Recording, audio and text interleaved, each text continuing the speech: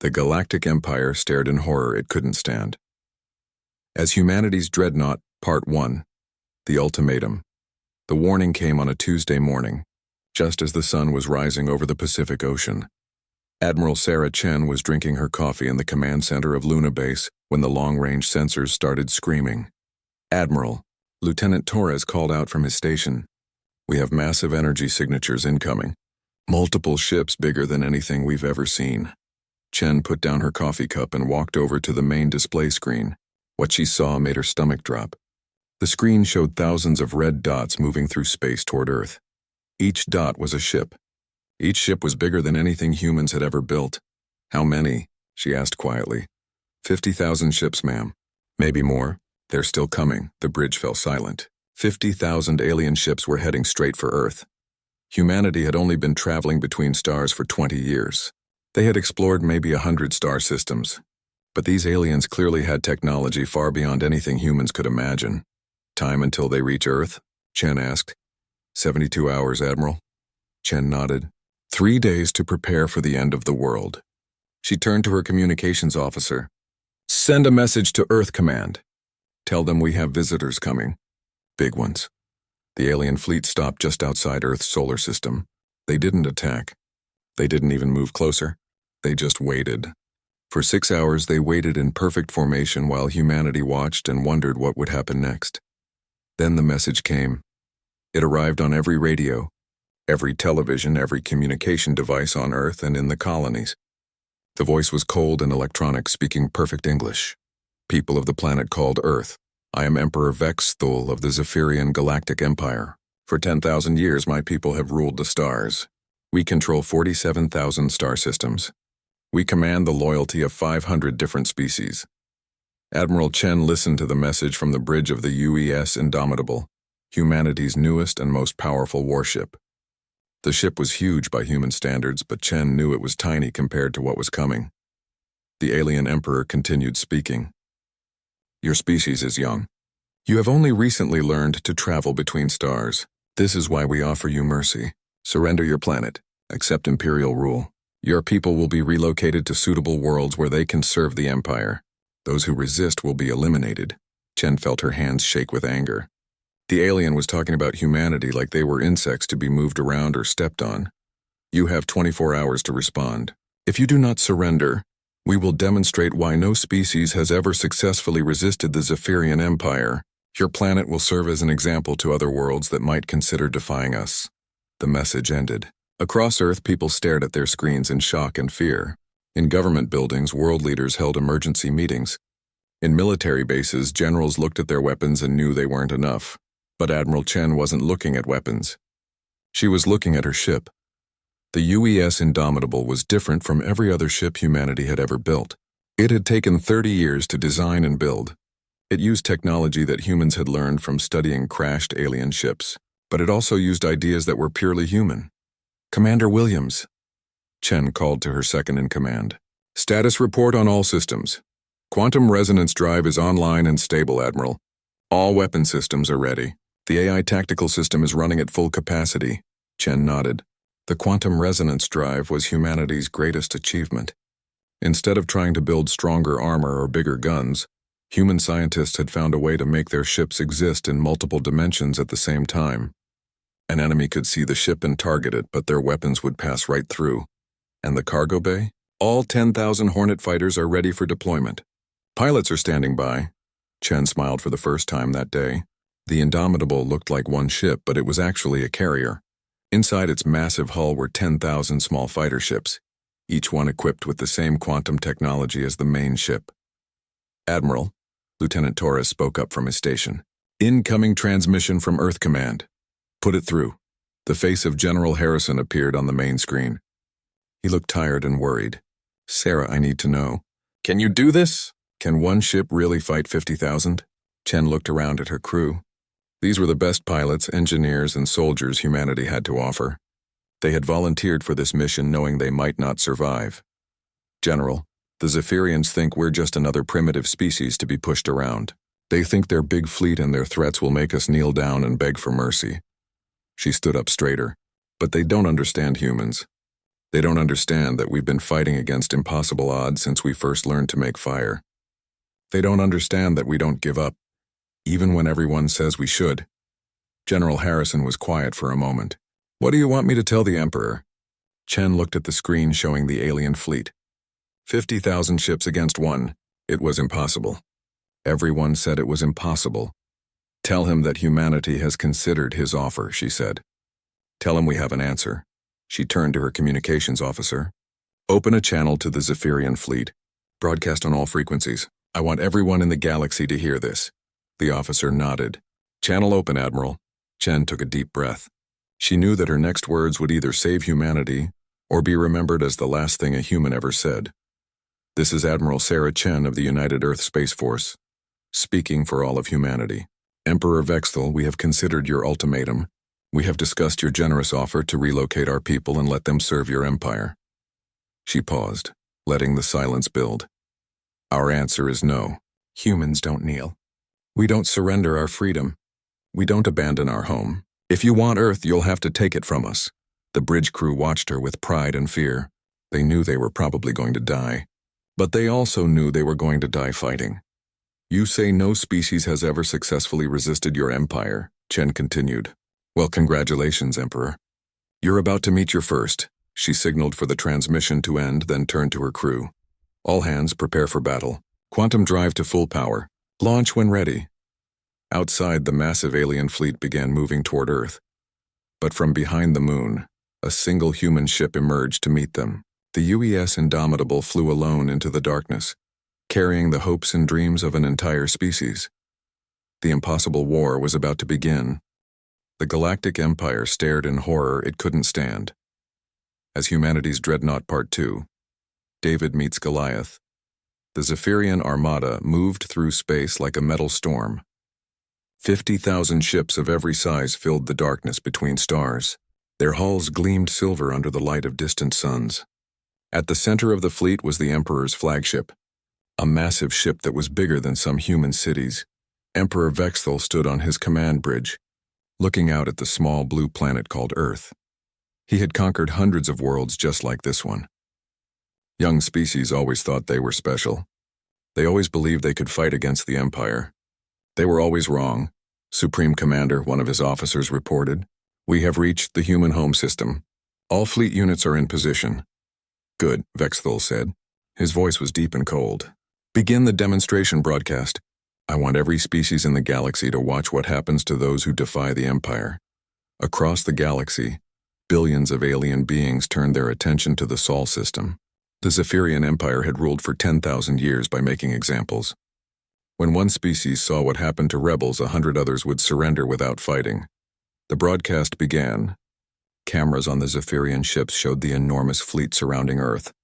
The planet looked tiny and helpless next to the massive alien warships. Citizens of the galaxy. Emperor Vexthal's voice echoed across space. Today you witnessed the price of defiance. The humans of this small world chose to resist the Empire. Now they will serve as a lesson to all who might consider following their path. On distant worlds, alien families gathered around their screens. Some felt sorry for the humans. Others were glad it wasn't their species facing the Empire's anger. All of them expected the same result: complete human defeat in a matter of minutes. Admiral Chen watched the broadcast from the bridge of the Indomitable. Her ship was hiding behind Earth's moon, powered down and invisible to enemy sensors. She could see the alien fleet on her screens. It was even bigger than she had imagined. Admiral, Commander Williams whispered, there are so many of them. How can we possibly— One step at a time, Commander, Chen said quietly. Remember, they don't know what we can do. That's our advantage. Lieutenant Torres looked up from his station. Ma'am, the Emperor is sending a squadron toward us. 100 ships. They must have detected us, Chen nodded. She had expected this. The aliens would want to destroy humanity's only warship before attacking Earth. It would make a better show for their galactic audience. Perfect, she said. That's exactly what we wanted. Her crew looked at her in surprise. They were about to face 100 alien warships, and their admiral seemed happy about it. All crew to battle stations, Chen announced over the ship's communication system. This is what we trained for. This is why we're here. Today we show the galaxy what humans can do. The Zephyrian squadron moved toward Earth's moon. Each ship was 3 times larger than the human Dreadnought. Their weapons could destroy a city with one shot. The squadron commander, General Krixtal, laughed as he saw the tiny human ship emerge from behind the moon. "Look at that," he told his officers. "One small ship against 100 of ours. These humans are either very brave or very stupid." "Both, General," another officer replied. "That's why they're going to die." The human ship moved slowly toward the Zephyrian squadron. It looked like a metal insect facing a swarm of giant birds. Across the galaxy, alien viewers leaned forward in their chairs. The massacre was about to begin. "General Krixtal," came Emperor Vexthul's voice over the communication system. "Destroy that ship quickly. I want to get on with the planet's destruction." "Yes, my Emperor," Krixtal replied. "All ships target the human vessel. Fire at will." 100 Zephyrian ships opened fire at the same time. Beams of energy and streams of missiles flew toward the Indomitable. The space around the human ship exploded with light and fire, but something was wrong. The human ship was still there. The weapons had passed right through it like it was made of air.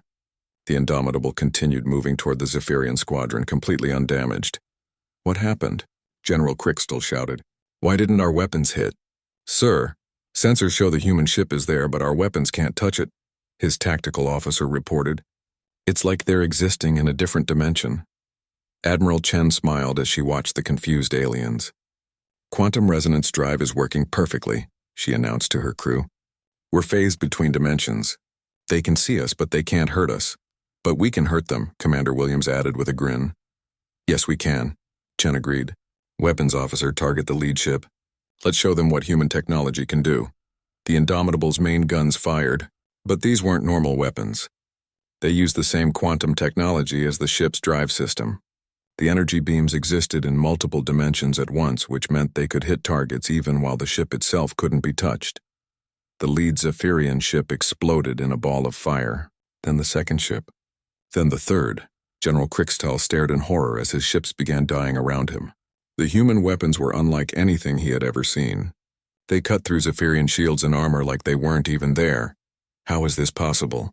he screamed. "Our ships are the most advanced in the galaxy." But advanced wasn't the same as adaptable.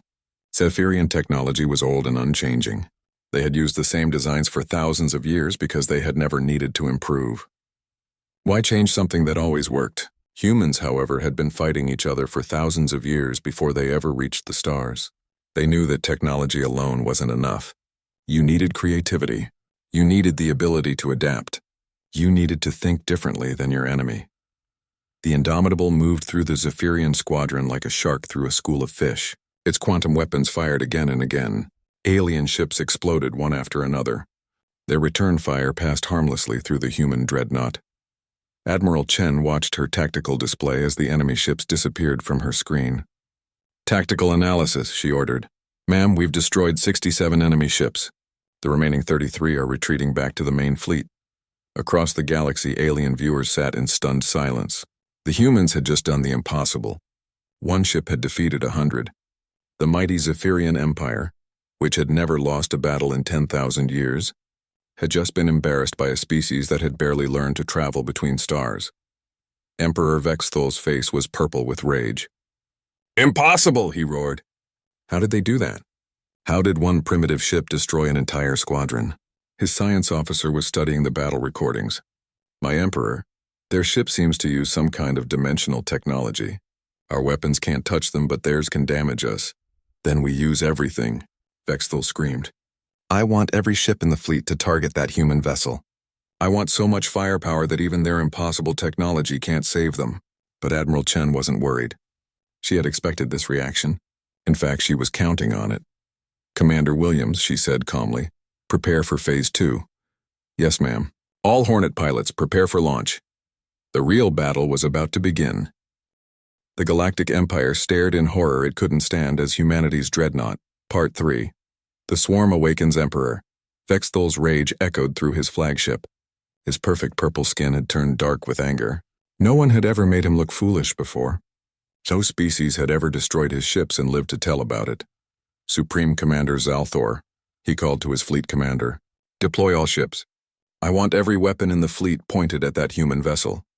"My Emperor," Zalthor responded nervously. Perhaps we should study their technology first. If we understand how they— No! Vexthul screamed. I don't care how they did it. I want that ship destroyed. I want it turned into space dust. Use everything we have? Across the massive alien fleet, 50,000 ships began moving into attack formation. They surrounded the single human dreadnought like wolves surrounding a deer. From every direction, weapons powered up and aimed at the Indomitable. Admiral Chen watched her tactical display as thousands of red dots closed in around her ship. Her crew was quiet, but she could feel their fear. They had won the first battle, but now they faced the entire enemy fleet.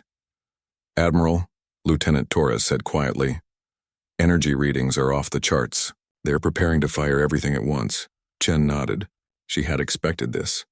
The aliens were angry and scared, which meant they weren't thinking clearly. That was exactly what she needed. Commander Williams, status on the quantum drive? Running at maximum power, ma'am. But Admiral, Williams hesitated. I don't think we can handle this much firepower. The drive has limits. Chen looked around at her crew. These brave men and women had followed her into an impossible battle. They deserved to know the truth. You're right, Commander. The quantum drive can't handle the full power of their entire fleet. If they all fire at once, we won't survive. The bridge fell silent. Lieutenant Torres looked up from his station. So what do we do, ma'am? Admiral Chen smiled. We show them that humans don't fight like everyone else. She turned to the ship's communication system. All crew, this is the Admiral. In 30 seconds, 50,000 alien ships are going to fire everything they have at us. Our shields won't hold. But that's okay because we're not going to be here. The crew looked confused. Where could they go? They were surrounded. Today, these aliens learn that the Indomitable isn't just one ship. Chen continued. It's 10,000 ships. All Hornet pilots prepare for immediate launch. Show them what human pilots can do. Understanding spread across the bridge. The crew began to smile. They weren't going to die alone after all. Emperor Vexthul watched the human ship on his main screen. It looked so small and helpless surrounded by his mighty fleet. Soon it would be nothing but metal scraps floating in space. All ships report ready, my Emperor, Commander Zalthor announced. Fire everything, Vexthul ordered. I want that human ship erased from existence. 50,000 Zephyrian ships fired at the same time. The space around Earth lit up like a new sun. Energy beams, plasma bolts, and fusion missiles created a storm of destruction that could be seen from Mars. The firepower was enough to destroy a moon. Across the galaxy, alien viewers leaned forward in their chairs. The human ship would surely be vaporized by such an attack. No technology could survive that much power. But as the light faded and the energy storm cleared, something impossible happened. The human ship was gone. But in its place were thousands of tiny lights moving in every direction like angry fireflies. The lights were ships, small fighter craft that poured out of the space where the Indomitable had been. What are those? General Krixtal asked from his damaged ship. Fighters, sir, his tactical officer replied. Thousands of them. They're everywhere. The Hornet fighters were smaller than lifeboats compared to the massive Zephyrian warships. Each one carried a single human pilot and was equipped with the same quantum technology as the Indomitable. They could phase between dimensions, making them nearly impossible to hit. But unlike the big Dreadnought, the Hornets were fast and maneuverable. They could change direction in an instant, appear and disappear at will, and strike from any angle. Captain Lisa Rodriguez flew her Hornet fighter through the enemy formation like a ghost. Her ship flickered in and out of normal space, confusing the alien sensors. Behind her, 9,000 other human pilots did the same thing. This is Hornet leader to all pilots, she announced over the communication system. You know the drill. Hit the weak points, avoid the big guns, and keep moving. Make them chase shadows. The human fighters scattered throughout the Zephyrian fleet like a swarm of angry bees. The aliens tried to shoot them, but their massive weapons were designed to fight other large ships. The Hornets were too small and too fast. Worse, the human pilots didn't fight like any enemy the Zephyrians had faced before. Instead of forming neat battle lines and following standard tactics, they attacked from every direction at once. They used the aliens' own ships as cover, hiding behind one vessel while attacking another. Captain Rodriguez spotted a Zephyrian cruiser and dove toward it. Her ship's AI had analyzed thousands of alien vessels during humanity's secret intelligence gathering. She knew exactly where to hit. Her quantum weapons fired, cutting through the cruiser's shield generator. Without shields, the massive ship became vulnerable to attacks from other Hornets. Within seconds, 5 more human fighters appeared and destroyed the helpless cruiser. Throughout the alien fleet, the same scene repeated over and over. The Hornets worked in small groups, coordinating their attacks through quantum communication systems the aliens couldn't detect or jam. When one fighter found a weak spot, others would appear to help with the attack. Emperor Vexthul watched in growing horror as his ships began exploding throughout the formation. His fleet was 10 times larger than the human force, but the tiny fighters were destroying his vessels one by one. "How are they doing this?" he demanded. "They're insects. We should be able to swat them like flies." His science officer studied the sensor readings. "My Emperor, their ships use the same dimensional technology as their Dreadnought. Our weapons can't lock onto them. They appear for just long enough to attack, then disappear again. Then change our weapons, adapt our tactics. Sir, our fleet has been using the same battle doctrine for 1,000 years. Our commanders don't know how to fight against this kind of enemy, and that was the problem. The Zephyrian Empire had become too successful. For 10,000 years, they had won every battle using the same methods. Their enemies always fought the same way, large ships in organized formations following predictable tactics. Humans were different. They had spent centuries fighting each other in countless wars. They had learned to adapt, to think creatively, to use any advantage they could find. When you were smaller and weaker than your enemy, you had to be smarter. Captain Rodriguez and her squadron had just destroyed their 15th enemy ship when her communication system crackled to life. "All Hornet pilots, this is Admiral Chen. Phase 1 is complete. The enemy fleet is in chaos. Now we move to Phase 2. Rodriguez grinned inside her helmet. "Copy that, Admiral. What are your orders?" "Target their command ships. Time to cut off the head of the snake." Across the battlefield, human fighters began converging on the largest Zephyrian vessels. The aliens' perfect formation had collapsed into confusion and panic. Ships fired at shadows while real targets slipped past their defenses. Emperor Vexthul's mighty fleet was being torn apart by an enemy they couldn't even see clearly. For the first time in 10,000 years, the Zephyrian Empire was losing a battle, and the humans were just getting started. The Galactic Empire stared in horror it couldn't stand as humanity's Dreadnought Part 4. The breaking point. The Zephyrian fleet was falling apart. Ships crashed into each other as panicked commanders tried to escape the human fighters. Communication systems overloaded with desperate calls for help. The perfect formation that had struck fear into 1,000 species was now a mess of burning metal and confusion. Emperor Vexthul stood on his flagship's bridge, watching his mighty armada destroy itself. Explosions lit up the darkness as another cruiser died under Hornet attacks. His hands shook with rage and something he had never felt before: fear. "My Emperor," Commander Zalthor called out, "we've lost over 3,000 ships. The fleet is in complete disorder. Perhaps we should retreat and regroup." "Retreat?" Vexthul roared. His purple face turned almost black with fury. "The Zephyrian Empire does not retreat. We have never retreated. We will not be defeated by these primitive humans." But across the galaxy, billions of alien beings were watching the impossible happen. The mighty empire, which had seemed unbeatable for 10,000 years, was being destroyed by a species that had barely learned to fly between stars. On the industrial world of Kepler-7, factory workers stopped their machines to watch the battle. On the farming planet of New Harvest, families gathered around their screens in amazement. On hundreds of worlds, oppressed species whispered a word they hadn't dared to speak in generations: freedom. Captain Lisa Rodriguez led her Hornet squadron toward the Emperor's flagship. The massive ship was 10 miles long and bristled with weapons, but she had spotted its weakness. Like all Zephyrian vessels, it was designed to fight other large ships, not small fighters. "Hornet leader to Admiral Chen," she reported over the quantum communication system. "I have visual on the primary target. The flagship's shield generators are located on the outer hull. If we can take them out, the big ship will be defenseless." Admiral Chen's voice came back strong and clear. "Copy that, Captain. You have authorization to attack. All other squadrons continue targeting command vessels throughout the fleet." Rodriguez grinned and dove toward the massive flagship. Her fighter flickered in and out of normal space, making it impossible for the alien weapons to track her. Behind her, 20 other Hornets followed in perfect formation. The flagship's defensive guns fired desperately, filling space with energy beams and explosive shells. But the human fighters were like ghosts.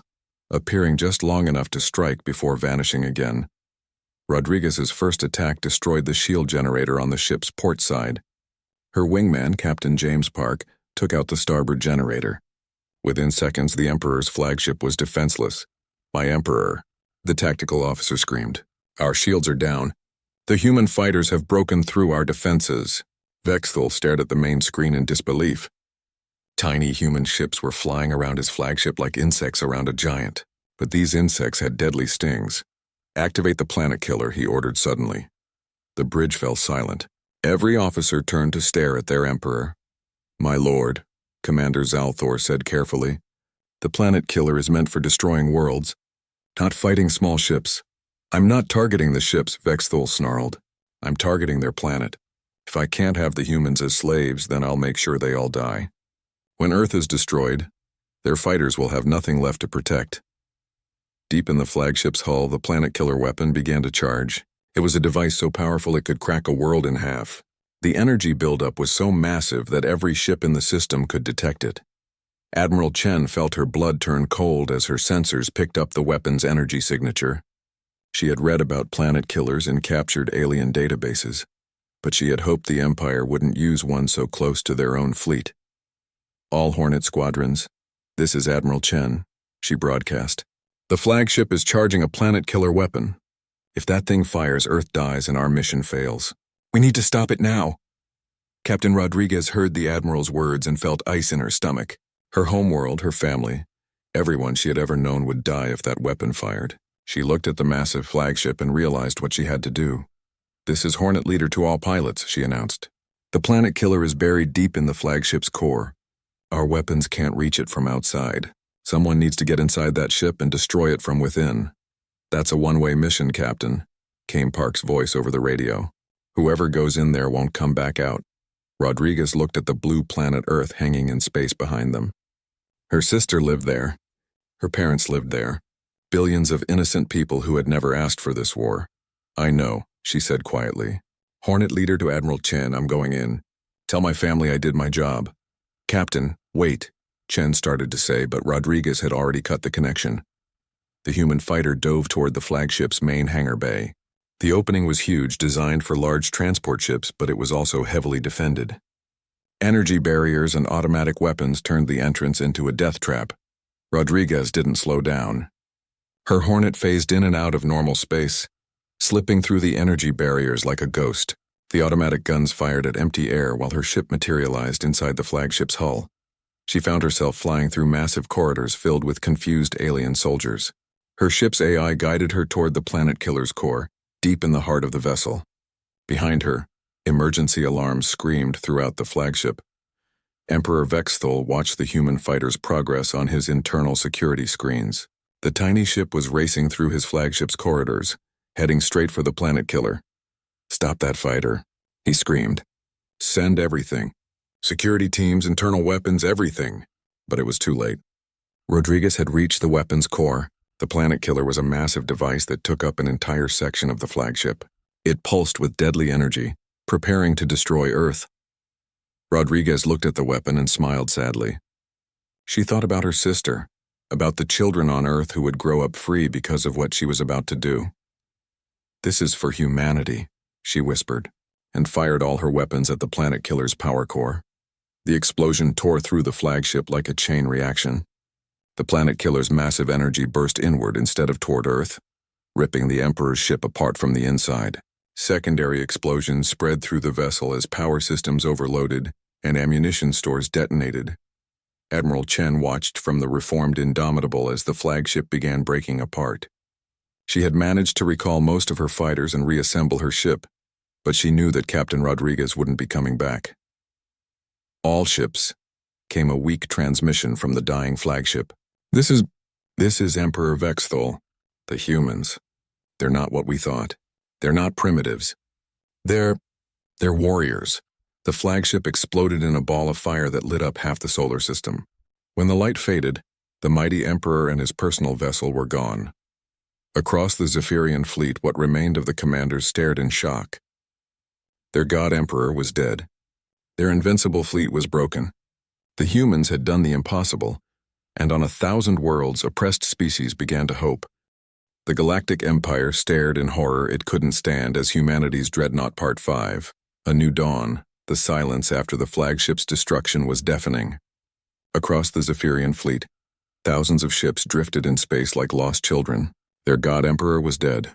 Their invincible armada was broken. For the first time in 10,000 years, the mighty empire didn't know what to do. Admiral Chen stood on the bridge of the reformed Indomitable, looking at the scattered alien fleet on her screens. Her ship had taken damage, but it was still functional. More importantly, her crew was alive and Earth was safe. "Admiral," Lieutenant Torres reported quietly, "we're receiving surrender signals from over half the remaining Zephyrian ships. The others are just floating there." "They seem to be in shock," Chen nodded. She understood their confusion. These aliens had been told their entire lives that the Empire was eternal, that resistance was impossible, that their technology and numbers made them unbeatable. Now all of that was proven false by one human ship and 10,000 brave pilots. "Open a communication channel to the entire fleet," she ordered. "All frequencies." The communication officer worked at his station. "Channel open, Admiral. You're broadcasting to everyone." Chen took a deep breath. Her next words would be heard not just by the broken alien fleet, but by billions of beings across the galaxy who were still watching the aftermath of the impossible battle. "This is Admiral Sarah Chen of the United Earth Space Force," she began. "I am speaking to the surviving commanders of the Zephyrian fleet and to all who can hear this transmission across the galaxy." On distant worlds, alien families leaned closer to their screens. In the depths of space, merchant ships stopped their journeys to listen. On 1,000 oppressed planets, beings who had lived in fear for generations held their breath. "The Zephyrian Empire told you that resistance was futile," Chen continued. "They said their technology was superior, their numbers overwhelming, their victory inevitable. Today we proved them wrong." In the damaged Zephyrian ships, alien commanders looked at each other with fear and confusion. Some of them had been born into the Empire. They had never known a galaxy where the Zephyrians didn't rule everything. "But we didn't fight this battle for conquest," Chen said. "We fought it for freedom.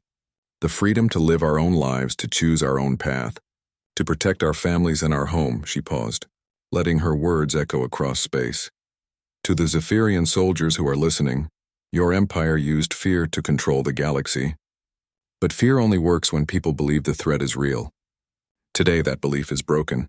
Your own people are starting to question why they should follow leaders who sent them to die in a pointless war." It was true. On Zephyrian worlds throughout the galaxy, citizens were watching the battle's aftermath in stunned silence. Their leaders had promised an easy victory over primitive humans. Instead, they had seen their mighty fleet destroyed by a single enemy ship. "To the oppressed species of the galaxy," Chen continued, "today you learned something important. The Empire can be defeated. They are not gods. They are not invincible. They are just another species with technology and weapons, and both can be overcome with courage, creativity, and determination." On the industrial world of Kepler-7, the factory workers who had stopped to watch the battle were now talking in excited whispers. For the first time in their lives, they were discussing what freedom might look like. On the farming planet of New Harvest, families who had lived under Zephyrian rule for generations began to imagine a different future for their children. On hundreds of worlds, the word revolution was spoken aloud for the first time in centuries. Admiral Chen could see the effect of her words on the alien fleet. More ships were powering down their weapons. Some were even beginning to broadcast surrender signals. "To those Zephyrian commanders who wish to surrender," she said, "you will be treated with honor. We are not conquerors seeking revenge. We are defenders who fought for our survival. Those who choose peace will find it." General Krixtal, still alive on his damaged cruiser, was the first to respond. His ship had been among the first to face the human Dreadnought, and he had watched his squadron be destroyed by technology he couldn't understand. "Human Admiral," his voice came over the communication system. "I am General Krixtal of the 47th Battle Fleet. I formally surrender my remaining ships to your forces." One by one, other Zephyrian commanders followed. Without their emperor to give them orders, without the certainty that the Empire was unbeatable, they chose survival over pointless resistance. Within an hour, over 30,000 alien ships had surrendered. The rest had fled. carrying news of the Empire's defeat to every corner of the galaxy. 3 days later, Admiral Chen received a message that made her smile for the first time since the battle ended. It came from the planet Xerion 4, a world that had been under Zephyrian rule for over 1,000 years. Admiral Chen, the message began, "This is Governor Telesh of the Free Republic of Xerion. We have declared our independence from the Zephyrian Empire. We wanted to thank you and all humans for showing us that freedom is possible." Similar messages began arriving from across the galaxy. The Mantid Collective declared independence. The Silicon Federation threw off their Zephyrian governors. The Crystal Cities of Andromeda announced their freedom. The domino effect that Admiral Chen had hoped for was happening. The Empire's grip on the galaxy was crumbling as species after species chose to fight for their own freedom.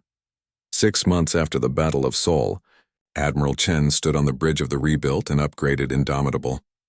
The ship now served as the flagship of the Galactic Liberation Alliance, a growing coalition of free species who had thrown off imperial rule. The memorial wall in the ship's main corridor listed the names of all the Hornet pilots who had died in the battle, with Captain Lisa Rodriguez's name at the top. Their sacrifice had not been forgotten. "Admiral," Commander Williams reported, "we're receiving a transmission from the Arcturus system. The Zephyrian garrison there is requesting terms for surrender." Chen nodded. It was becoming a regular occurrence. As more worlds gained their freedom, the remaining Zephyrian forces found themselves isolated and outnumbered. Most chose to surrender rather than fight hopeless battles. "Lieutenant Torres," she said, "open a channel to Earth Command. Tell them that Arcturus will be free by tomorrow." Earth itself had changed dramatically. No longer was humanity a young species hiding in one small solar system. They had become the leaders of a galactic revolution, the species that had proven the impossible was possible. Human advisors helped former imperial subjects build their own defenses. Human engineers shared quantum technology with species that had lived under oppression for millennia. Human diplomats worked to create a new galactic order based on freedom and cooperation, instead of fear and conquest. But perhaps the most important change was in the hearts and minds of beings across the galaxy. They no longer believed that some species were born to rule, while others were born to serve. They had learned that freedom was something worth fighting for, no matter how impossible the odds seemed. Admiral Chen looked out at the stars and remembered Captain Rodriguez's last words. "This is for humanity." But it had become something bigger than that. It was for every species that chose freedom over slavery, hope over despair, courage over fear. The age of the Empire was over. The age of freedom had begun, and it all started with one human ship that refused to surrender.